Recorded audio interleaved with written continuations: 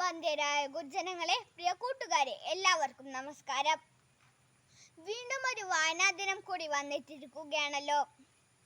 June 19 PN പണിക്കരുടെ ചരമദിനമാണ് വായനാ ദിനമായി ആചരിച്ചു പോരുന്നത്. ജൂൺ 19 മുതൽ ഒരാഴ്ചക്കാലം വരെ വായനാ വാരമായി ആചരിച്ചു പോരുന്നു. വായനയോടുള്ള നമ്മുടെ ബന്ധം വെറും ദിനാചരണത്തിൽ ഒതുങ്ങിക്കൂടാ.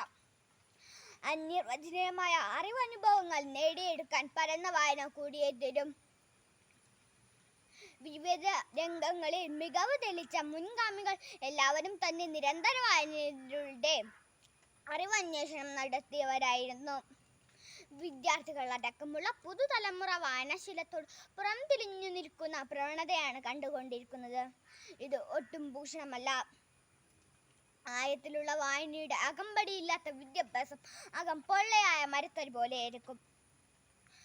വൈവിധ്യമാർന്ന വായനയുടെ അറിവ് നേടാനുള്ള നിരന്തരമായ ത്വര നമുക്കുണ്ടാവാൻ ഈ വായനാ ദിനമൊരു നിമിത്തമാകട്ടെ എന്ന് ആശംസിച്ചുകൊണ്ട് എൻ്റെ ഇളയ വാക്കുകൾ അവസാനിപ്പിക്കട്ടെ. നന്ദി, നമസ്കാരം.